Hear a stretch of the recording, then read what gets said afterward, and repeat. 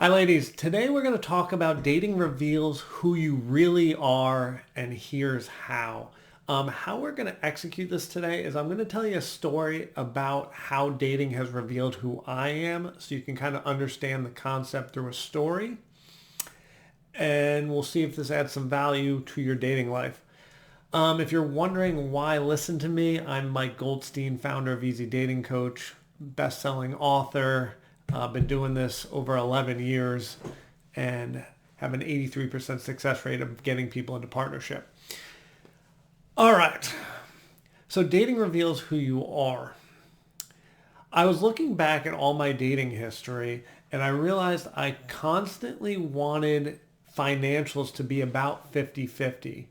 So for years, what I used to do is when I took someone out to dinner, then maybe the next time they got dinner, and it just kept being this flip-flop thing, this tit for tat for years in dating. And in order to land the woman, I would pay for them, maybe the first like 5, 6 dates, whatever, or longer. But then once we are in partnership, I want things to be even. And for me, that felt fair. And so why dating reveals who you are is this never would have came up, but I had to analyze this. Why does it have to be tit for tat? And I think once I thought about it deeper, I was like, I'm doing this because I'm assuming every relationship's going to end. Because my last 20 years of dating, every relationship did end. So that was a limiting story I was having, that every relationship must end. So in order for the dating and the relationship phase to be equitable or fair, we have to split things approximately even. And so this was really limiting me. So because of this mindset, it always kept us as separate entities instead of a team. But a relationship should be a team where we partner and we pool our resources, whether they be financial, emotional, whatever. So because of dating, I had to analyze this stuff. And ultimately, I had to come to the realization that if I ever want one relationship to work, then it has to be a teamwork, a team.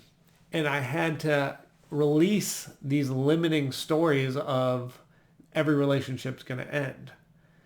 Because the truth of the matter is every relationship is going to end until you get to that relationship that doesn't end. So you just need one. And frankly, in order to make that one happen, I have to go all in. If I remain back here without being all in, then of course it's going to sabotage and force the relationship to end.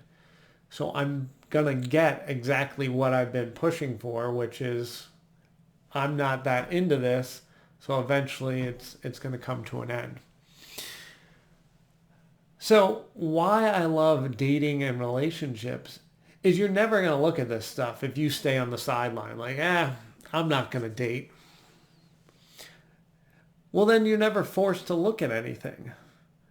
And it's a lot harder to grow when you stay in that comfort zone.